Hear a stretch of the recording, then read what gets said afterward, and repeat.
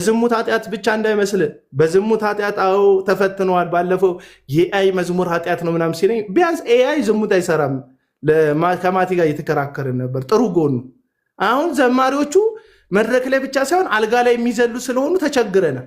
ዝሙት ኃጢአት ብቻ እንዳይመስል በዝሙት ኃጢአት አው ተፈትነዋል። ባለፈው የኤአይ መዝሙር ኃጢአት ነው ምናምን ሲለኝ ቢያንስ ኤአይ ዝሙት አይሰራም ከማቲ ጋር እየተከራከርን ነበር። ጥሩ ጎኑ አሁን ዘማሪዎቹ መድረክ ላይ ብቻ ሳይሆን አልጋ ላይ የሚዘሉ ስለሆኑ ተቸግረናል። አልጋ ላይ ነው የሚዘሉ ሲጥ እያደረጉ የሚዘሉብን። ስለዚህ ቢያንስ ኤአይ ያስጠላል እኮ ኤአይ አይመቸኝም እኮ ቢያንስ ኤአይ አልጋ ላይ አይዘልም። አትሊስት ቅዱስ ኤአይ ባይኖርም ግን በቃ አይዘልም። በተለይ አንዳንዶቹ ሳሌክት አድርጌ በኤአይ መዝሙር የምሰሩ ልጆች የነዚህን ብዬ በውስጥ ላኩልኝ ልክላቸዋለሁ።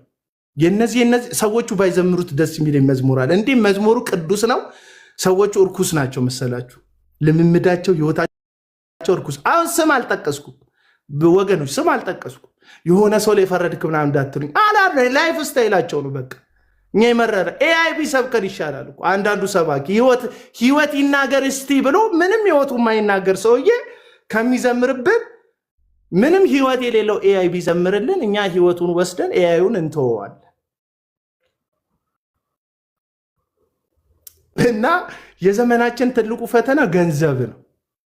አንዳንዱ በረከት ነው ቀንተ ነው ይላሉ። አሁን እያዘጋጀው ነው። ከቻላችሁ እዚህ ቲክቶክ ላይ ያላችሁ ወገኖች የምትወዱኝ ሰዎች ስለ ቅናት አገልጋይ የትኛውም ሐሰተኛ ብዬ እኔ የምጠራቸውን ሰዎች ስለ ቅናት የሰበኩን ስብከት በውስጥ በኩል ላኩልኝ። ቀድመው ምዕመናቸውን የሚያስተምሩት ቅናት አጥንትን ያነቅዛል ምናምን ብለው ነው። መጽሐፍ ቅዱስ ቅናት አጥንትን ያነቅዛል አይልም? በትክክል ይላል። የትኛው ቅናት ነው ግን አጥንትን የሚያነቅዘው? እሱን አይደንቲፋይ ማድረግ አለብን። አንድ ሐሰተኛ ነብይ ዘይት መሸጡ ትክክል አይደለም ማለት ቅናት የሚመስላችሁ ሰዎች አሉ። ይሄ እኮ መጽሐፍ ቅዱስ እውነት ነው። ፈውስ አይሸጥም ያለን ኢየሱስ ነው። ሂዱ ፈውሱ፣ በስሜ አጋንንትን አውጡ፣ ታምራትን አድርጉ፣ በነፃ የተቀበላችሁትን በነፃ ስጡ አለ። ማን? ኢየሱስ። ይሄ የጌታችን የክርስቶስ የመድኃኒታችን የጌታችን የክርስቶስ ኢየሱስ ትምህርት እንጂ የአቤል አቡናና መሰል ወጣቶች ትምህርት አይደለም። እንዳትረሳው፣ ሪያሊቲውን እንዳትረሱት። ይሄ የአቡና ትምህርት አይደለም፣ የመጽሐፍ ቅዱስ እውነት ነው። በቃ ፈውስ አይሸጥም። በዘይት ተደርጎ ፈውስ አይሸጥም። በጨው ተደርጎ ፈውስ አይሸጥም። በጨርቅ ተደርጎ ፈውስ አይሸጥም። ልጸልይ ልክ ትፈወሳለህ ብሎ ታሪክ የለም። ጸሎት አይፈውስም አይደለም ያልኩት። በእምነት የሆነ ጸሎት ደዌን ትፈውሳለች ይላል መጽሐፍ ቅዱስ። አንድ ደፋር ሰውዬ ላሰማችሁ። ሶሪ፣ በጣም ግን ሶሪ። አየር ከያዝኩባችሁ ለቃለሁ። አሁን ነው የሚለቀው አየራችሁ። አንድ ላሳያችሁ። ይህን ሰውዬ ስሙት። ዘር የዘሩ ሰዎች ቀጥታ በያለባለ ስልክ ደውለው የሚያገኝበት እንደዚህ አይነት ሰዎች ነው እንግዲህ የገጠሙን። ዘር የዘሩ ሰዎች ቀጥታ በያለባለ ስልክ ደውለው የሚያገኝበትን ኦፖርቹኒቲ ሰማጃቸዋለሁ። መንቶኮቦስ አጋንንት እንዳይደውል እጁን ቆርጬዋለሁ። ስማው። አቤት 10,000 ገንዘብ አስገብተህ ደውለው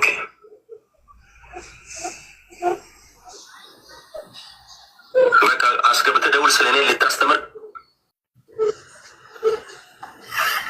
ባክት ጸሎት ለአንተ ብሎክ ሲያደርግ ምን ያመጣል? ነቢይን ማዘዝ ማንም አይችልም። እንደዚህ ነኝ። በቃ በጣም ነው በእግዚአብሔር ላይ ያለኝ እምነት። ሳትሰራ የሚጸልቅ ጸሎት ምንም ነገር የለም። አትጠራጠር። ዘር ስባል የምትበሳጭ ከሆነ እኔ ጠይቅ። የድህነት አጋንንት ነው ነገ ደውለው። የድህነት አጋንንት ነው ነገ ደፍሮ እንዴት ይደውላል? ከኔ ጋር አፍ ልታወራ የእግዚአብሔር የቁጣን እሳት ዛሬ ማታ በመኝነት ሊገል ቃሉና ምንማረው እድና ተማራ እዛ ነገ ለምን ትማራለህ? የሉሲፌር መልእክተኞች ናችሁ። ቅባት እጅ መከልክል የበረከት እንቅፋቶች፣ የሪቫይቫል እንቅፋቶች ቃሉና ምንማረው ሊያስተጓግሉ መጡ ሰዎች አይናቸው ድንገት መጥፋት ጀመር። በቃል አሳበው ጠዋት ሳይነገባቸው ሲኖ በላያቸው ይውጣል። ኢየሱስ አንዴ ግን በዛው እንድትመልሰው ጥያቄ ልጠይቅህ። በዛው ከዚህ ጋር አያይዘህ እሺ። በደንብ አዳምጠኝ ግን ጥያቄ ሆነብኝ። ብዙ ጊዜ እስካሁን የነገርከን አሁን ነው የሰማናቸው አገልጋዮች አሉ፣ ዘማሪም ይሆናሉ፣ አሁን የሚያየነው ልጅ አለ እና እነዚህ መሳቂያ የሆኑ አገልጋዮች መሳቂያ የሆኑ ሰዎችን እናያለን። ግን በአብዛኛው አገልጋዮች ወይም ደግሞ በአብዛኛው ቤተክርስቲያን ውስጥ ያሉ ሰዎች ወይም አገልጋዮች በአብዛኛው እንደነዚህ አይነት ሰዎች ናቸው ማለት ትንሽ አይከብድም ወይ ነው? ሁሉም አላልክም፣ ግን በአብዛኛው ማለት ትንሽ አይከብድም? አቤል አብሮ ደግሞ ይቅርታ በጣም አቤላዬ፣ እንደገና ደግሞ መፍትሄውስ ምንድን ነው የሚሆነው? ማለት አሁን ለምሳሌ ሰዎች አገልጋዮችን መርዳት ሲፈልጉ እንዴት ይርዱ፣ ቤተክርስቲያን ገንዘብ እንዴት ይስጡ የሚለውን ደግሞ አብረህ ብታነሳው ተባረክልኝ። እሺ በአብዛኛው ያልከውን አስመርበት። በአብዛኛው እሱን ነው እኔ ሳልሆን መጽሐፍ ቅዱስ ነው አይ ቲንክ እንደዛ የሚለው። ቆይ ላውጣና ከዚህም በፊት አንብቤልሃለሁ፣ ግን የእግዚአብሔር ቃል ስለሆነ አሁንም አነብልሃለሁ። ደግመዋለሁ ውስጥ ያሉ አገልጋዮች እያልኩ ነው ያለው። አሁን ኢትዮጵያ ውስጥ ያሉ አገልጋዮች በአብዛኛው ይላል መጽሐፍ ቅዱስ ላይ ዓለም ላይ ያሉ አገልጋዮች በአብዛኛውን በመፀኛ ነው ያለው።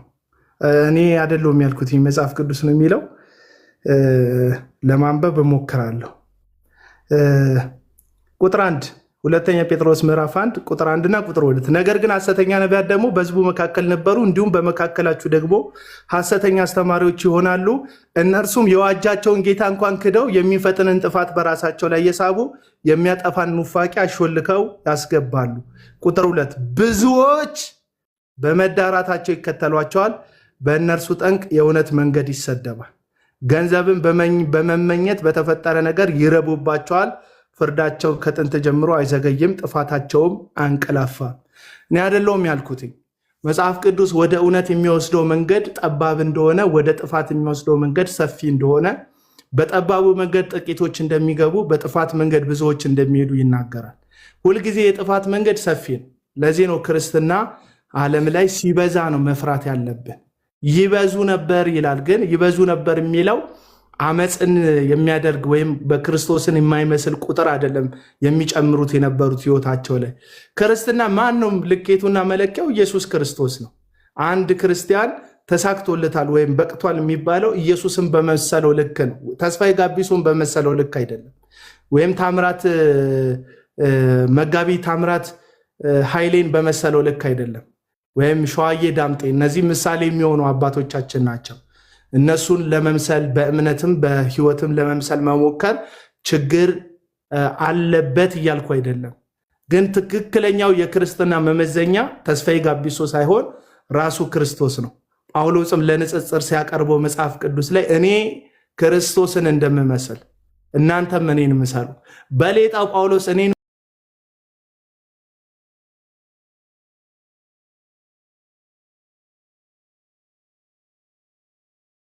ጳውሎስ ኢየሱስን ባይመስል ኖሮ ጳውሎስን መምሰል በራሱ ትክክል አይሆንም ነበር። ጳውሎስን መምሰል ወይም ጳውሎስን ለመምሰል የቀረበ ጥሪ ትክክል የሆነው ጳውሎስ ክርስቶስን ስለመሰለ ነበረ። ይሄ ነው የእግዚአብሔር ቃል እውነት ሐሳብ። ኢየሱስ ክርስቶስን የሚመስል ትምህርት፣ ኢየሱስ ክርስቶስን የሚመስል መንገድ መከተል ነው መፍትሄው። መድኃኒቱ አሁንም ኢየሱስ ነው። እግዚአብሔር መድኃኒት አልቀየረም። ኢየሱስ ክርስቶስ ጌታ ነው። መድኃኔ ዓለም ነው። አሁንም መድኃኒቱ የዓለም መድኃኒት ነው። መድኃኒቱ አሁንም እኔ ወደ ክርስቶስ ፊታችንን እናዙር ነው። አሁን የስብከቶቻችን ማዕከል ምንድን ነው? የስብከቶቻችን ማዕከል ራሳችን ነን ወገኖች። ዝም ብላችሁ መዝሙሮቻችሁን ስሟቸው። በጣም ብዙ መዝሙሮቻችሁ ራሳችሁ ነው የምትዘምሩት። ህመማችሁን ብቻ ነው የምትዘምሩት። ስኬታችሁን ነው የምትመዘምሩት። ተባርኬ አልጠገበም፣ ባርኮኝ፣ ጨምሮልኝ፣ ገና ሳልጠይቀው ከፈተልኝ፣ የጥያቄ መልስ ምናምን ማለት እናንተ ላይ ነው የሚያተኩረው። ራሱ እግዚአብሔር ላይ፣ የእግዚአብሔር ልጅ ላይ፣ ክርስቶስ ላይ፣ ወንጌል ላይ፣ መጽሐፍ ቅዱሳዊ እውነት ላይ መዘመሩ ራሱን ችሎ ችግር አለበት። ባረከኝ ብሎ መዘመር ችግር አለበት። እኔ እንደሱ ችግር የለበትም አላልኩም። ሙሉ አልበም ግን እኔ የሚል ከሆነ አንተ በእኔነት በሽታ ተይዛል። ሳይካትሪስት ጋር ሄደ መመርመር አለብህ። እኔ የሚያስበልህ ጉዳይ ካለ ማለት ነው። ስለዚህ ክርስቶስ ኢየሱስን ማዕከል ማድረግ ነው። ሌላው መጽሐፍ ቅዱስ የሆነ እውነት አሁንም ከሰዎች ጋር ማልግባባበት ገንዘብን የሚወዱ አገልጋዮች የስኬት መለኪያ ተደርገው መቅረባቸውን ማቆም አለባቸው። ለምሳሌ ቪኤት የሚነዳው ጎረምሳችሁ እኔ ነብይም ሐዋርያም አላቸው ጎረምሶች ቪኤት የሚነዱ ጎረምሶች በምንድን ነው ቪኤት የሚነዱት? አሁን ምቀኛ የሚል ጽሑፍ ጠብቃለሁ። ብቸኛ ተባራኪዎች እነሱ። እንደውም በጣም ታዋቂ አባባል አለ አይደል? ኢየሱስ ክርስቶስ 3 ዓሣና 2 እንጀራ ወይም 2 ዳቦ ወሰደና 5000 ሰው ምን አለ? መገበ አይደል ማትዬ? 5000 ሰው ምን አለ? ኢየሱስ መገበ። አንዱ ኢየሱስ 5000 ሰው መገበ። አሁን 5000 ሰው አንድ ሰው ነው የሚመግቡት ያሉት። 5000 ምዕመናን አንድን ነብይ ነኝ የሚል ሰውዬን መመገብ ነው የያዛችሁት። የሱን ቪኤት መግዛት ነው የያዛችሁት። የሱን ቤት ማደራጀት ነው የያዛችሁት። ወዳጆቼ እኛ የምናውቃቸው አገልጋዮች የሚሰጡ ነው የሚቆረሱ ናቸው። እኛ ኢየሱስ የአገልግሎት ሳምፕላችን ኢየሱስ አይደል? ለዚህ ነው የሐዋርያት መልእክቶችን ስታነቡ ዕብራውያን ምዕራፍ 2 ላይ የእምነታችሁና የሃይማኖታችሁ ጀማሪ ክርስቶስን ተመልከቱ ይላል። የምናችንን ጀማሪ የእምነታችንን ከዛ የምናችን ጀማሪ የሃይማኖትን ጀማሪ። ሃይማኖትክ ምንድን ነው? ያንተን ሃይማኖት ማን ነው የጀመረው? ሃይማኖትህ ኢየሱስ ክርስቶስ ከሆነ የጀመረው ያንተን ሃይማኖት መመልከት ያለብህ ኢየሱስ ክርስቶስን ነው። ኢየሱስ ክርስቶስን በምን እንየው? በቅዱስ ቃሉ እንየው። በቤተ ክርስቲያን ታሪክ ውስጥ እንየው። በእውነት ራሳቸውን መስዋዕት ባደረጉ አባቶቻችን፣ በሰማዕትነት በከፈሉ አባቶቻችን እንየው። አይኖቻችሁን ስትጫፍኑ ማንን ለመሆን ነው የምትናፍቁት? ወዳጆች ቢሊየነር የሆነውን ቡሽሪን ነው መሆን። አሁን በጣም ብዙ ሰዎች አይታችኋል። አንዱ ልጅ ሲያለቅስ ገና መምጣቱን ይኸው ቸርች ሳልገባ እያለቀስኩ ነው። የእግዚአብሔር ሰው ቤኒን ይመጣ እሱ ላይ ያለውን ቅባት ያለ እሑድ ፕሮግራም ቸርች መሳተፍ ሲገባው አዳራሽ ሆነ ቅባቱ ምናምን ሲል ቅባቱን ለምንድን ነው የፈለገው? የእውነት ቤኒን የሚባል ባለነጭ ፀጉር ነጭ ልብስ የለበሰ ሰውዬ ራሱን ባለጸጋ ከማድረግና ብዙ ሰዎችን እፍ እያለ ከመጣል ውጪ የሰራው የእግዚአብሔር ወንጌል እውነት አለ? የለም። ያጭበረበራቸው ሰዎች አሉ። በኤቪደንስ የሸወዳቸው ሰዎች አሉ። በክርስቶስ ትምህርት ላይ ብዙ ውሸት ዋሽቷል ይሄ ሰውዬ። ማንን መሆን ነው የምትፈልገው? ተዘግዝቆ የሞተውን ጴጥሮስን ለመምሰል ነው የምትፈልገው? ወይስ ቪኤት የነዳውን ጴጣጣው የሚባል ዱርዬ ነብይ ነው መሆን የምትፈልገው? ማንን ነው መሆን የምትፈልገው? ይሄን ነው ጥያቄ። ሐዋርያውን ጴጥሮስን መሆን ነው የምትፈልገው ወይ በሰማዕትነት ህይወትህን መቋጨት ነው የምትፈልገው? ወይ ክርስትና ዘምኖ ከዓለም ጋር ተስማምቶ የሚኖር እውነት አይደለም። መከራ ያለበት እውነት ነው። ከኃጢአት ጋር ፋይት ማድረግ ያለበት ህይወት ነው። ሐዋርያው ቅዱስ ጳውሎስ ሲናገር ገና ደምን እስከ ማፍሰስ ድረስ አልታገላችሁ። ይሄ የእግዚአብሔር ቃል ደም አፍስሱ የሚለው የሰውን ደም አይደለም የሚለው። ከኃጢአት ጋር ደም እስከ መፋሰስ እስከ ሞት ድረስ ለኃጢአት እምቢ በማለት አልታገላችሁም፣ ዋጋ አልከፈላችሁም ይለናል። አሁን በምቾት የምንኖረው እኮ ዓለም ለክርስትና ያላት አመለካከት ተለውጦ አይደለም። እኛ ከዓለም ጋር ተስማምተን ነው ወገኖች፣ ከዓለም ጋር ተስማምተን። በጣም ነው ዓለምን የምንወዳት፣ በጣም ነው የምንወዳት። በተለይ የኔ ወገኖች ፕሮቴስታንቶች ዓለምን በጣም እንድንወድ ተደርገናል። በቤተ ክርስቲያን ቸርች ቤት ውስጥ የቤት ኪራይ ደርሶብናል፣ ህይወት ከብዶናል፣ የቤተሰብ ጥያቄ ያለብን ምናምን ተንበርከከን ህልውናው ሲያገኘን የእግዚአብሔር መገኘት ሲያገኘን ሁሉን ረስተን ጌታ ሆይ አንተ ካለህኝ ይበቃኛል፣ አንተ ካለ ሙሉ ነው፣ አንተ ካለ ህይወት ለኔ ምቾት ነው፣ አንተ ካለ ሰላም ነው፣ ካንተ ጋር ለኔ ባዶ ነገር ሙላት ነው ብላችሁ ጸልያችሁ በኃጢአት ከሚገኝ ደስታ ይልቅ ካንተ ጋር መከራ መቀበል እንደ ሙሴ መቀበል ፈልጋለሁ ብላችሁ ከጌታ ጋር በፊቱ ጸልያችሁ ወድቃችሁ አንብታችሁ ሙላት ተሰምቷችሁ ከእግዚአብሔር ጋር ሰላም ተሰምቷችሁ ቸርች ሄዳችሁ ነው እኮ ሰላማችሁን የምታጡት። ታውቃላችሁ? ቸርች ሄዳችሁ ሚሊዮነር እንሆናለን ገና ይላል። እንደ ስደተኛው ጄፔስ አይነት ሰባኪ ሚሊዮነር እንሆናለን። ይሄ የምለብሰው ራሴን ለማሳየት ነው ይላል። ያንተ ወንጌል ብራዘር፣ ያንተ ወንጌል እኛ ከምናውቀው ሐዋርያ ጳውሎስ ከነገረን ወንጌል ስለሚለይ ነው ማንቀበል። ያንተ ወንጌል ሌላ ወንጌል፣ ልዩ ወንጌል ነው። ሐዋርያው ጳውሎስ ምናልባት ይላል ሙሉ እንደሆነ እኮ ያውቃል። የክርስቶስ መከራ ሙሉ እንደሆነ ያውቃል። በክርስቶስ ሞት ያልሞላ ነገር ካለ እኔ ደግሞ በመከራ ልሞላ፣ በሞት ልሞላ እፈልጋለሁ ይላል። የኢየሱስ ክርስቶስ ሞት ውስጥ ጉድለት የለም ወዳጆች፣ ሙሉ ጥንቅቅ ያለ ነው። እግዚአብሔር የተደሰተበት ነው። የክርስቶስ መስዋዕትነት ከበጉ መስዋዕት ይበልጣል፣ ከኮርማው መስዋዕት ይበልጣል። ከስርዓት ሁሉ የላቀ ስርዓት ነው።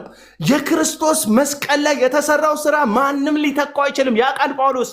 የዛ መስቀል የዛ ወንጌል ሰባኪ ነው ጳውሎስ፣ ያውቀዋል ሁሉን ነገር። ምናልባት ግን ይላል ምኞቱን ሲናገር በሞቱ ደግሞ ብመስለው ይላል። አይገርምም? ጳውሎስ ምንድን ነው የምትመኝ? ኢየሱስን በሞቱ እንኳን ብመስለው ምንድን ነው የምትመኙት ወዳጆቼ? ፓስተር ዮናታንን በቪኤት መምሰል ነው የምትፈልጉት? ኢየሱስን በሞት መምሰል? ጥያቄ ልጠይቃችሁ። እንዶ ከዚህ ሰው ጋር ችግር አለበት እንደምትሉ ያውቃለሁ። እሺ ማንን ነው? እዩ ጩፋን በተንጣለለ ቤቱ መመሰል ነው የምትፈልጉት? እንደ ጴጥሮስ ተዘግዝቆ መሞት ነው የምትፈልጉት? ሪያሊቲው ነው በቃ ይሄ። የክርስቶስ ወንጌል ይሄ ነው ወዳጆች። ገንዘብን አፍቃሪ ካደረገ ሌላ ወንጌል ውስጥ ነው ያለው። ይከፈትልሃል ብቻ ስብከት ባለበት የምትዞር ከሆነ ሌላ ወንጌል ውስጥ ነው ያለው ወዳጅ።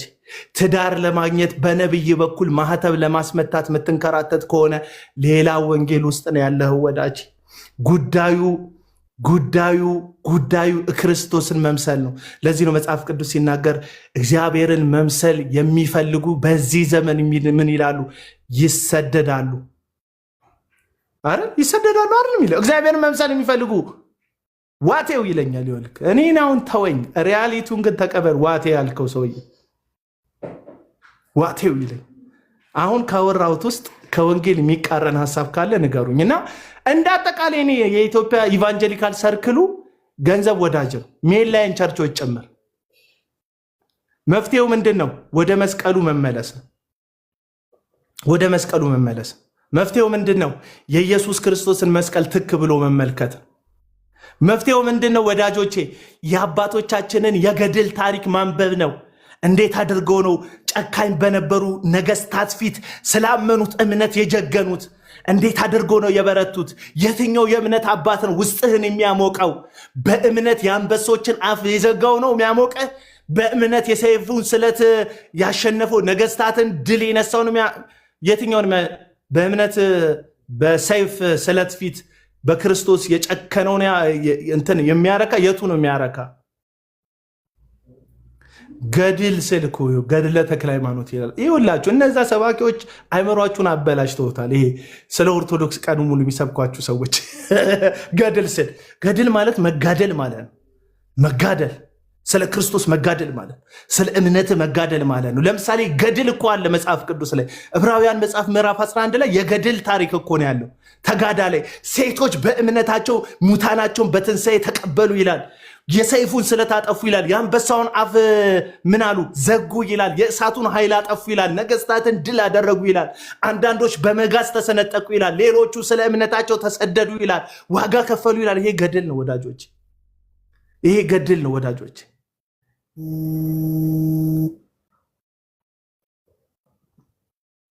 ይሄ ገድል ነው። አሁንም ገድል መፈጸም አለብን።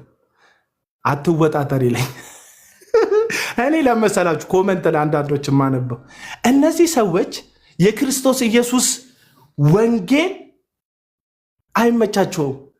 የመስቀሉ ወንጌል አይመቻቸው። ኢየሱስ ክርስቶስ ራሱን ያልካደ ወዳጆቹን፣ ቤተሰቡን፣ ማንነቱን ያልካደ ሁሉን ጥሎ እኔ ሊከተለኝ የማይፈልግ ለእኔ ሊሆን አይገባም ማለት የኢየሱስ ክርስቶስ ወንጌል አስጥሎ የሚያስጀምር እንጂ አንጠልጥሎ የሚያስጀምር አይደለም። ኮተትህን አንጠልጥለ፣ ለምድር ያለን ቁራቁምቦ አንጠልጥለ፣ አንዳንድ ቁንጽል ስብከት ጥቅሶችን አንጥተ ለራስህ ፍላጎት እንዲሆኑ አድርገ ስኬት ምናምን እያልክ እንድትበጣረር የሚያደርግ አይደለም። ይመስላችኋል? እነዚህ አሁን እናገለግላችኋለን የሚሏችሁ ነቢያቶች ቻሌንጅ ሲመጣ አብረዋችሁ ዋጋ የሚከፍሉ ይመስላችኋል? እንደ እነ አትናቴዎስ እንደ ቤተ ክርስቲያን አባቶቹ ሰማዕት እንደሆኑት መከራን እንደተቀበሉት ስለ እምነታቸው እንደተገደሉት እንደ ቤተ ክርስቲያን አባቶች ከቅዱሳን ጋር መከራ የሚቀበሉ ይመስላል። የመጀመሪያው የሚታሰሩት እነሱ ይመስላል። እንደታጀበ ነው የሚኖረው። አንድ ታሪክ ሰምቻለሁ። አንድ ሰዓሊ ሳል ተብሎ ነው የኢየሱስን ትህትና ሳል ተብሎ በንጽጽር ሳለው ኢየሱስ እንደምታውቁት የመካከለኛው የምስራቅ የሩቅ ምስራቅ እንትን ነው ሰው ነው ወይም አይሁዳዊ ነው እና እንደምታውቁት አይሁድ ደግሞ በረሃማ የሆነ ሀገር ነው የሚያደርጉት። በዘመኑ የሚያደርጉት ጫማ ሸበጥ ደግሞ ካደረክ በረሃ ላይ እግር በጣም አዋራ ነው የሚሆነው። ያቺ ሴት የምታስደንቀው የኢየሱስ ክርስቶስን በእንባዋ እግሬን አራሰቸው። አንተ ለእግሬ ውሃ አላቀረብክ የሚባለው በአይሁድ ባህል እግራቸው ቆሽሾ ስለሚመጡ ሰዎቹ ጽድት ብለው ማዕድ ላይ መቅረብ ስላለባቸው የሚከበሩ እንግዶች ሲመጡ የእግር መታጠቢያ ይቀርብላቸዋል። ሰውየው ምግብ አቅርቦ የኢየሱስ ክርስቶስ እግር የሚታጠብበት ውሃ አላቀረበም። ያቺ ሴት መታጠበች። እግሩ እንድታስቡት ነው። የኢየሱስ እግር በጣም ጽድት ያለ አሁን ዘመን ላይ እንዳሉ ጥፍራቸውን እንደሚያስሞርዱ ሜካፕ ተሰርተው እንደሚቀርቡ እንደነ ኤርሚያስ ነብይ ኤርሚያስ ሁሴን በሜካፕ ፊታቸውን ሜካፕ እኮ ተሰርተው የሚቀርቡት አገልጋዮቻቸው አይደለም። በጌታ ወንጌል በፊታቸው ያፍራሉ ሰዎቹ። በጌታ ወንጌልማ በደንብ ነው የሚያፍሩት። በጨላው ነው ማያፍሩት፣ በሚያገኙት ደሞዝ ነው ማያፍሩት። ሜካፕ ተሰርቶ የሚቀርብ አገልጋይ ስትሰማ ማለት ነው። አንቺም ሜካፕ ተሰርተሽ እንባሽን ስታነቢ ኩልሽ እንደዚህ የባቡር ሀዲድ የሚመስል እየሰራ ቸርች ውስጥ እሱም እንደዚሁ እሱም በኩል አንቺም በኩል አይገርምም? እኩል ለኩል ማለት ነው። እሱም በኩል አንቺም በኩል እኩል ለኩል። በስማም ግጥም እችን ደግሞ ውሰዷት አላል እና እንዴት ነው ተብሎ ኢየሱስን ልሳለው አለና ሰውየው ሰዓሊው ሳለው ታውቃላችሁ። በዘመናት መካከል ወንጌልን በብሩሻቸው የተናገሩ አሉ፣ በስዕል የገለጹ አሉ። ወንጌልን በጽሁፋቸው የተናገሩ አሉ። ጸጉርም ያስተክሉትን ማተዋቸው። እሺ ባይዘዊ ጸጉር ማስተከል ያን ያህል እንትን አይደለም፣ ፋውል አይደለም። ግን አንድ አገልጋይ እንትን መቀበል አለበት። ተፈጥሮ ማፈር የለበትም። እንደ አገልጋይ ሰባኪ ሞዴል መሆን አለበት። ራሰ በራ ቢሆን ምን ችግር አለ? ተፈጥሮ አይደል እንዴ? አካል አይደለም? በእርግጥ ችግር የለውም። ራሰ በራ ምንም ሳሚው ምስክር። ሜካፑ ግን ለቪዲዮ ነው ታውቃለህ። ወንዶቹ ሜካፕ ማለት ይሄ የወንዶች አለ ቪዲዮ ላይ አሪፍ ሆኖ እንዲወጣ ማለት ነው ለካሜራ። ኧረ በእናትህ ወንድ ልጅ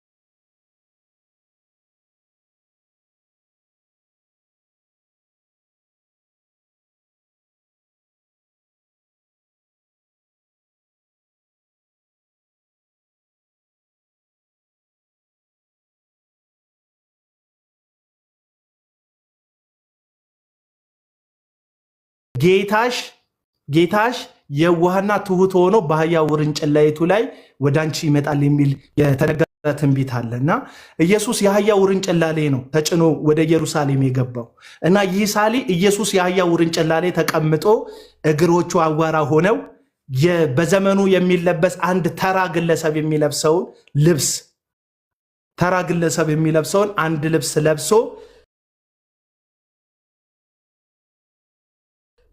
ፈገግታና ትህትና የሚታይበትን ፊቱን አድርጎ ሳለውና አጠገቡ ላይ ግን በአራት ፈረሶች የሚጎተት ትልቅ ሰረገላ ላይ በወርቅ የተንቆጠቆጠ ልብስ የለበሰ እንትኑ ራሱ ይሄ የሚያደርገው ራሱ ቆቡ ከወርቅና ከዳይመንድ ጥልፍ የተሰራ እጁ ላይ የሚይዘው ወርቅ እጅግ በጣም በወርቅ ያሸበረቀ ዘንግ የሚይዝ ጳጳስ አደረገና ኢየሱስ ክርስቶስን አስቀመጠ። አይገርማችሁ? የእኛ ትሁት ጌታ ዘካርያስ ምዕራፍ 9 ቴንክ ዩ ዘካርያስ ምዕራፍ 9 ቁጥር 9 ቴንክ ዩ ሳሚዬ። እና ኢየሱስ ትሁት ሆኖ በአህያ ውርንጭላ ላይ ከርዕሱ ባንወጣ ይላል ሙሌ። እሺ ከርዕሱ ከወጣ ሶሪ አጠቃላይ ባይብሊካል አድርጎ ብዬ ነው። እና በአህያ ውርንጭላ ላይ ተጭኖ ነው ኢየሱስ የገባ። አሁን ያሉትን አገልጋዮቻችሁን ተመልከቷቸው። የትኛውም እምነት ላይ እዚህ ውስጥ ካቶሊክ ልትኖር ትችላለህ፣ ኦርቶዶክስ ልትኖር ትችላለህ። ደግሞ የወንጌላዊ አማኞች ኦብቪየስሊ አላችሁ፣ እናንተም ወንጌላዊ አማኞች አላችሁ። የራሳችሁን ተመልከቷቸው። እነዚህ መጽሐፍ ቅዱስ መያዝ የከበዳቸው ከ15 እና ከ20 ዓመት በፊት ግን አህያ ተሸክመው ከጭቃ ውስጥ የሚያወጡ የነበሩ ሰዎች አህያ ተሸክመው ከጭቃ ውስጥ ሲፈንጥባቸው አህያ ተሸክመው ከጭቃ ውስጥ የሚያወጡ እጅግ በጣም ከገጠሪቱ የኢትዮጵያ ክልል የመጡ አሁን ወንጌል ላይ የተለወጡ ደረጀ በዝማሬው ወንጌል ተጧሪዎች ይላቸዋል። እነዚህ ወንጌል ተጧሪዎች ይላሉ። በወንጌል ይጦራሉ እንጂ በወንጌል ይጦራሉ እንጂ ወንጌልን አያገለግሉትም። ሲጀመር አገልጋይ የሚለውን መስፈርት አያሟሉ። አገልጋይ ማለት ሰርቫንት ማለት ነው። ሰርቫንት ማለት ደግሞ እናንተ ቤት ያለችው ምትረዳችሁ ሴት ማለት ነው። ማንም ሲጠራት እኛ ቤት የነበሩ አሁን የለንም፣ የምትረዳ ልጅ የለችም ወይም የለንም፣ ሰራተኛ ቤት ውስጥ የለንም ለጊዜው።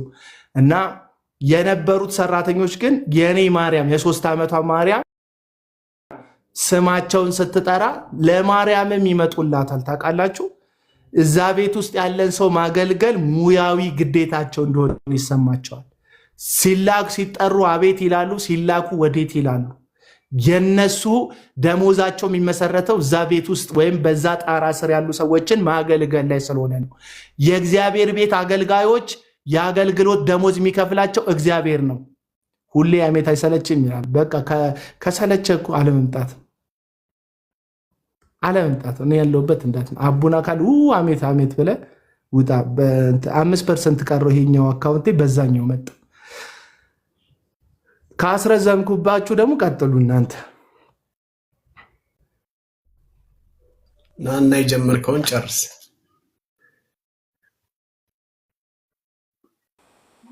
ሄሎ እሺ ዞላ እንዴት ናችሁ?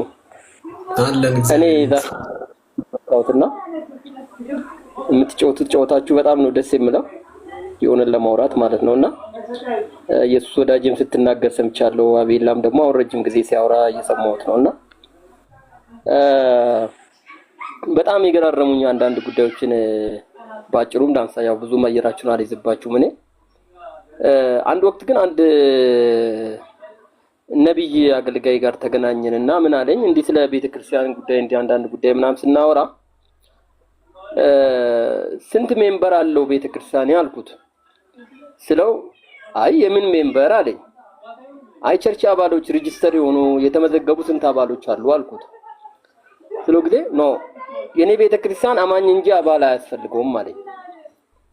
ይሄ በህይወቴ ዘመን ለመጀመሪያ ጊዜ የሰማሁት እኔ ምናልባት አሁን ያንግ አማኝ አይደለሁም እና የቆዩ አማኞች ከመባሉት ነኝ። በእድሜም ትንሽ በቸርች ቆይቻለሁ ማለት ነውና በየትኛውም አውድ እንደዚህ አይነት አማርኛ ሰምቼ ማላውቅ አባል በእኛ ቤተክርስቲያን አማኝ እንጂ አባል አያስፈልገንም ማለት። በኋላ ይሄን ጉዳይ አወራሁት። ሌላ ቀን እንደገና ነው በታገኘሁትና አልገባኝም እኮ ኮንፊውዥንስ ነኝ ያለሁት ምንድነው ያልከው ምናምን ስለው ጊዜ አይ እኛ ኩዌሽን የሚያደርግ ምዕመናን አንፈልግም ማለት። አስራቱን ዛሬ ሰጥቶ ነገ አስራቱን የታደረክ ብሎ ኦዲት የሚያደርገኝን አባል አልፈልግም። እኛ ወንጌል ሰፖርት የሚያደርጉን ወንበር ሲያንሰን ወንበር የሚገዙልን ማይክ ሲያንሰን ሳውንድ ሲስተም ሰፖርት የሚያደርጉን እንጂ እኛ ኦዲት የሚያደርጉን ቁጭ ብለው ሳብ ምናምን ከኛ ጋር የሚሰሩ ሰዎችን አንፈልግም አለኝ። ይሄ የኢትዮጵያ ቤተክርስቲያን የደረሰችበት የኪዮሱ ደረጃው ምን ያህል ዲፕ እንደሆነ ምን ያህል ጥልቀት እንዳለው በብዙ ታያላችሁ። በጣም ብዙ የሚያወያዩን ብዙ የሚያናግሩን ብዙ ጉዳዮች አሉ። ለምሳሌ እኔ አሁን አቡነ ቅድም ሲያወራቸው ስለነበሩ እነዚህ ሜንላይን ቸርቾች ሜንላይን ቸርች የሚባለው ጄኔሬሽን ውስጥ ነበርኩ። ለምሳሌ እኔ ትልልቅ ክብሮች ትልልቅ ሚራክሎች ይሄ ኢሚዲየት ሂሊንግ ኢሚዲየት ደግሞ ቴስቲሞኒም ስንሰማ ያደግን ሰዎች ነን ቤተክርስቲያን ውስጥና እነዚህ ነገሮች ክብሮች ግን ከቤተክርስቲያን ደግሞ ተጠራርጎ እንዴት እንደወጣ ምን ያውቃለሁ። እንደ ቀላል እንደ ዋዛ ያዝያናቸው ነገሮች የከበረውን እግዚአብሔር መንፈስ ከቤተክርስቲያን አስወጥቶ ቤተክርስቲያን በሜንታሊስት ሰዎች ቤተክርስቲያን በሳይኮሎጂስቶች ቤተክርስቲያን በፈጠራ ሰዎች ቤተክርስቲያን ስብከትን ኮፒ ያደረጉ ምን አይነት ስብከት ልስበክልህ ዛሬ እንትና ጋር የሰበከውን ስብከት ልስበክልህ ወይ የሚያስለቅቅ ስብከት ልስበክልህ ወይ የሚያስቅ ልስበክልህ ወይ ስለ ጎልድ ነው ወይ ስለ ወርቅ ነው ወይ የምታወራው ምን ልስበክልህ ምናምን ብሎ የሚሰብኩ ዴንጀር የሆኑ አደገኛ ሰዎች እጅ ላይ ቤተክርስቲያን በሂደት እንዴት እንደወደቀች አውቃለሁና እኔ የሁላችሁንም ኮንሰርን ሼር አደርጋለሁ። አቡናንም ሰማዋለሁ ብዙ ጊዜ በግሉ ኢንቦክስም ብዙ ጊዜ ያደርግለታለሁ። ግን የኢትዮጵያን ቸርች አሁን ቤተክርስቲያንን ለቤተክርስቲያን ልንቆም የምንደርስበት የሚያስፈልግበት በጣም ክሪቲካል የሆነ ጊዜ ላይ ነን ያለነው። ሰሞኑን እኔ የገጠመኝን አንድ ነገር ልንገራችሁ። በራሴ ቲክቶክ ላይ ከዚህ ከሰላሌ ሰዎች ጋራ በተገናኘ ሄኖክ ጂፒኤሱ ያወራውን ጉዳይ ላይ እኔ አንድ ኦፒኒየን እንትን አድርጌ ነበር እና በሱ ምክንያት በግሌ የገጠመኝን ነገር ትንሽ ቶሎ ብዬ የምሰበር ሰው በሆን ቶሎ ብዬ የምፈራ አይነት ሰው በሆን የማፈገፍግ ሰው በሆን የእውነት ነው የምነግራችሁ ከምልከ ላይ ነው ያስወጡኝ ነበር ሰዎቹ።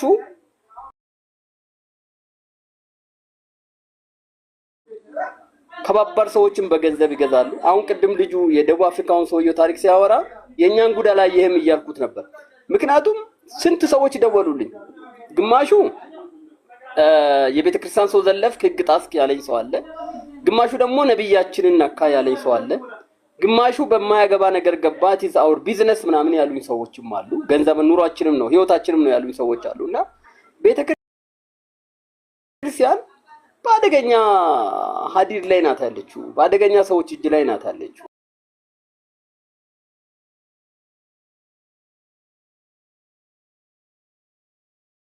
እድል ፈንታ በዚህ ውስጥ ብኖረኝም ብዬ የማስበው አንድ የመጎብኘት ዘመን ግን እግዚአብሔር ወደ ምድራችን ላይ እንዲያመጣ የእውነት የጨከኑ ሰዎች ለእውነት የቆሙ ይሄ የሰጡትን ሁሉ የማይጎርስ ምዕመን የሚጠይቅ ምዕመን የኢትዮጵያ ቤተክርስቲያን ውስጥ እንዲመጣ በጣም ጸሎትም ማድረግ አለብን። ኮንፍሮንትም ማድረግ ካለብን ያንንም ማድረግ ይኖርብናል ብዬ ነው የማስበውና ይሄን ላነሳላችሁ ፈልጌ ነው። በተረፈ በርቱ። ሐሳባችሁን በጣም ነው ሼር የማደርገው እየሰማችሁ ነኝ ያለሁትና እግዚአብሔር ግን ለኢትዮጵያ ቤተክርስቲያንም ግን ፈጥኖ ይድረስላት። ቸርች በጣም አደገኛ ሰዎች እጅ ላይ ወድቃለች። በጣም ነው የምናሳዝነው። ቤተክርስቲያን የተናቀችበት መዝሙሮቻችን የተናቁበት እኔ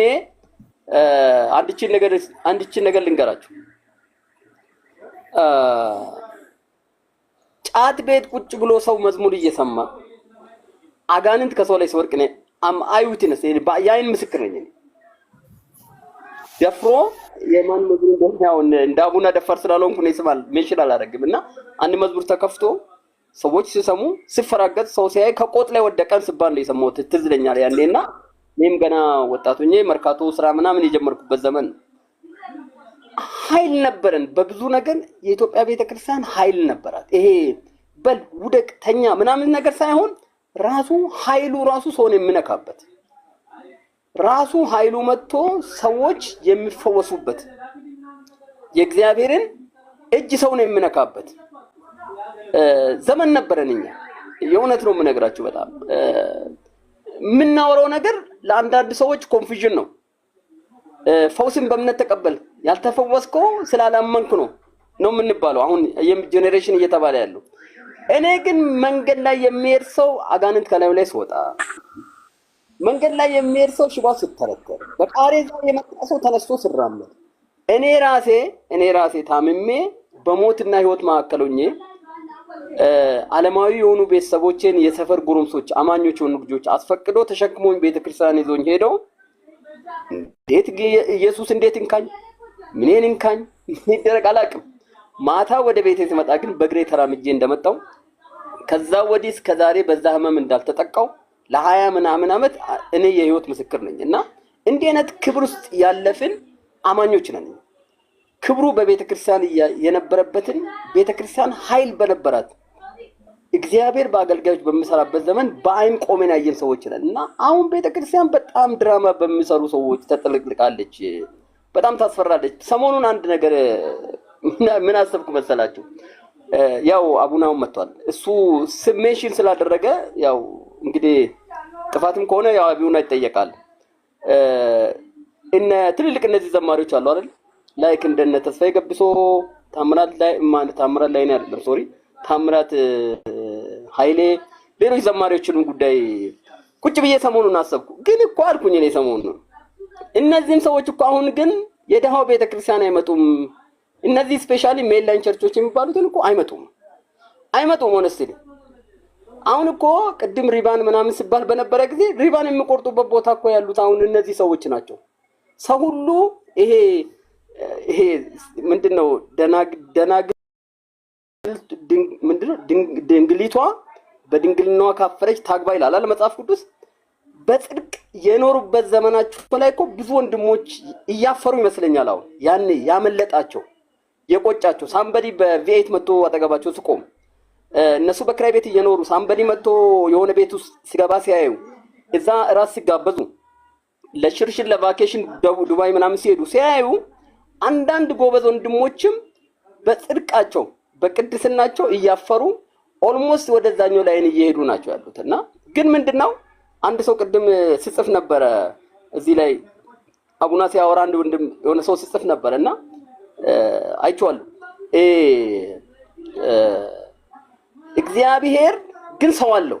እኔ አሁን ቅድም ሰውዬ ሜንሽን አድርገው እሱ ነውና እግዚአብሔር ግን ሰው አለው። ተስፋ እንድትቆርጡ አይደለም እኔ የምነግራችሁ፣ ግን ታሪካችሁን እንግዲህ እንድታውቁ ፈልጋለሁ። ቢኮዝ አቡናም ያንግ ነው፣ ማቲም ያንግ ነው፣ ብዙዎቻችሁ ያንጎች ናችሁና ምናልባት እናንተ በተወለዳችሁበት ዘመን እኔ ወደ ጌታ ቤት መጥቻለሁ። እኔ አሁን 50 ዓመቴ ነው። ወደ 30 ዓመት ቸርች አካባቢ ኖር ያለው ቀላል ዓመት አይደለም። እና ብዙ ነገር ባይኔ አይቻለሁ እውነት ለማውራት ማለት ነው። እና እግዚአብሔር ሰው አለ።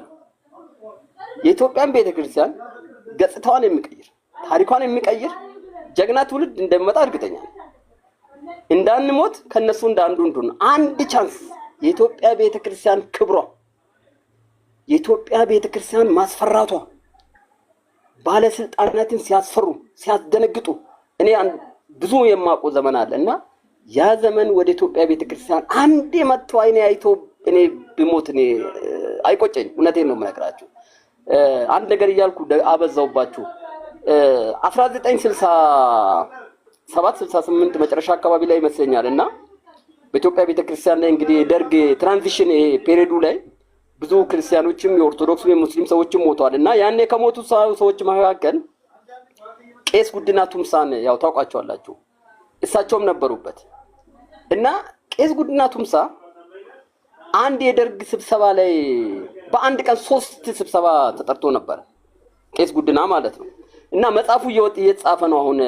ሜቢ ሰውየው መውጣቱ አይቀርም፣ በቅርብ ጊዜ ይወጣል መጽሐፉ። ትንሽ አርቶት ላይ እኔም አይቼው አንብቤዋለሁ። እና ቄስ ጉዲና ቱምሳ በአንድ ቀን 3 ጊዜ ቃለ መጠይቅ ተደረገላቸው ከደርግ። ያው በደርግ ሲስተሙ እንግዲህ ማለት ያው ታውቁታላችሁ በሲስተሙ። እና 3ቱም ጊዜ ግን ሰውየው ቃለ መጠይቅ ሲደረጉ 3ቱም ጊዜ ግን ተመሳሳይ መልስ ነው የሰጧቸው። እና ያንን እንትን ያደረገ ሰውዬ ሲያወራ የሰማሁት ነገር ምንድነው? ቄስ ጉዲና ቱምሳ ማለት 3 እየጠራ ነው ልናስፈራራው ነበራል። አስፈራርተ ነው አቋም እንዲቀይር የኛን ውሳኔ እንዲቀበል ነዋል። ግን ሰውየው የበለጠ እያስጨነቀ መጣል። ራሳችን እየፈራ ነው መጣ። ስታንዱ ይሄ አቋሙ አለ መንፈሳዊ አቋሙ ነገሩ እኛን እያስፈራን መጣና 3ቱም ጊዜ ሚኒቱን ሳኒዝ ቃለ ጉባኤም ሳንይዝ ምን ሳንል ሰውየውን አስወጣ ነው። ከዛ በኋላ እኔ ሰውየውን ተመልሼ አላገኘሁትም። እስር ቤት ገባሁ አለኝ ሰውየው ስነግረኝ። እሱ ራሱ እስር ቤት ገብቶ ከ5 ዓመት በኋላ ከእስር ቤት እንደወጣ ታሪኩን አውቀዋለሁ። እንዴ በጣም እኮ ጎበዝ ክርስቲያኖች ያሉ ኢትዮጵያ ቤተክርስቲያኖች። አሁን እኮ ጉቦ የሚሰጥ አንደኛ ጴንጤ እንዴ ምን መዓት ምን ስቃይ ውስጥ እንደገባን። እኔ ቢዝነስ ሰራለሁ፣ ንግድ ነው የምሰራው በብዛት። አሁን የመንግስት እነዚህ የገንዘብ ጋር የተገናኙ ላይብረሪዎች አካባቢ ላይ እሄዳለሁ። ያው ስራ ያገናኘኛል። አብዛኛው የኔ ወንድም ገንዘብ የሚጠይቁኝ ክርስቲያኖች ናቸው። ደግሞ ክርስቲያን ብቻ እኮ አይደለም። ይሄ ቅድም አቡና ነው ማን ነው እና እንትና ሞቲቬሽን ሲናገሩ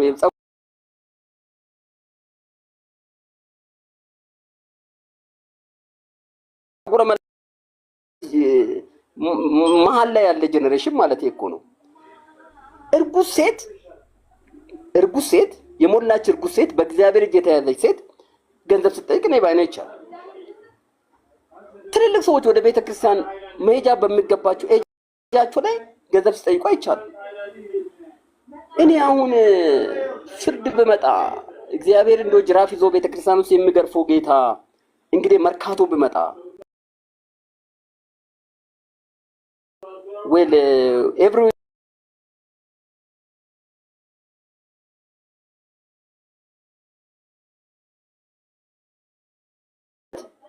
የጀግና አባት ልጆች ናቸው። ጀግና አባቶች በወንጌል የወለዷቸው ሰዎች ናቸው። ለእያንዳንዳችን ለተሰበከው ወንጌል ምናልባት ህይወት ተከፍሎበታል። ቤት ተቃጥሏል።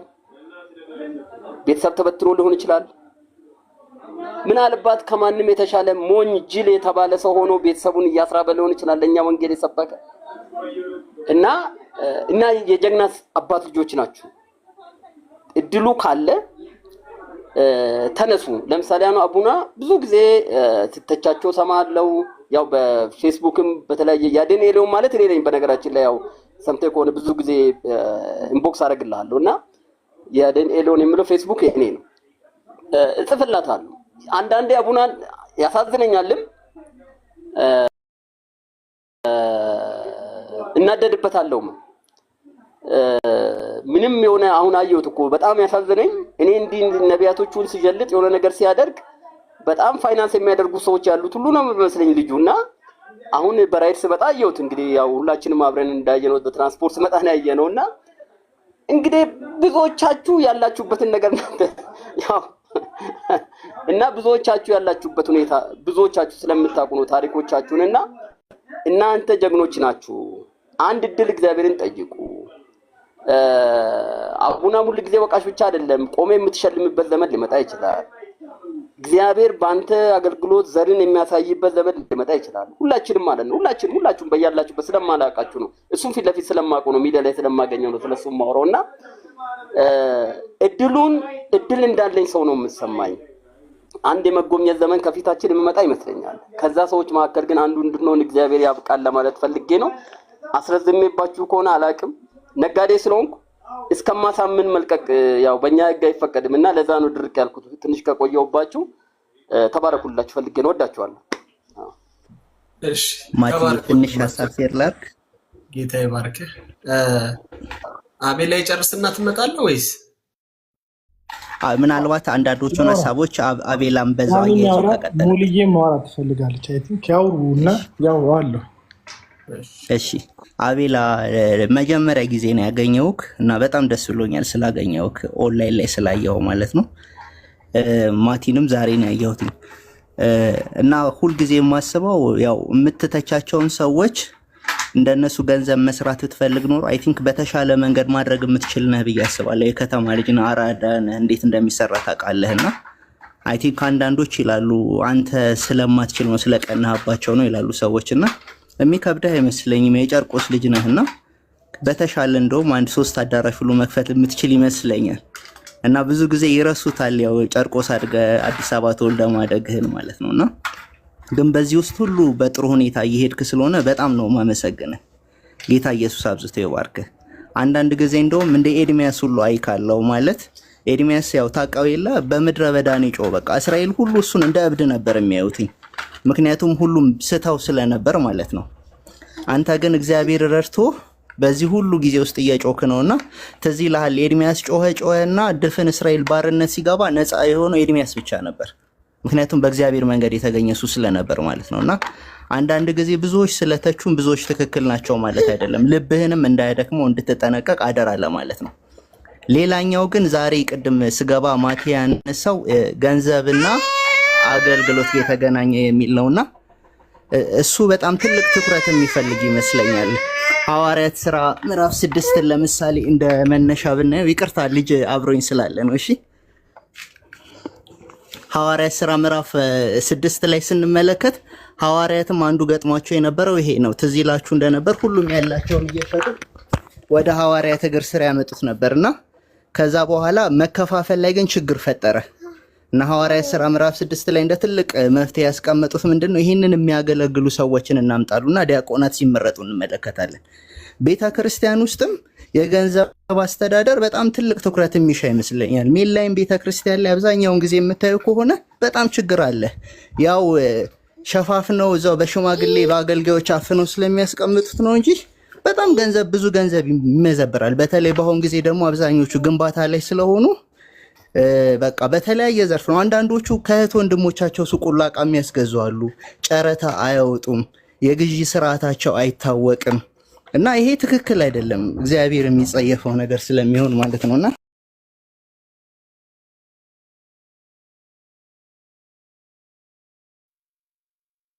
ዘግቶ ባል እንትን ካላልኩ ይቅርታ፣ በጣም ይቅርታ።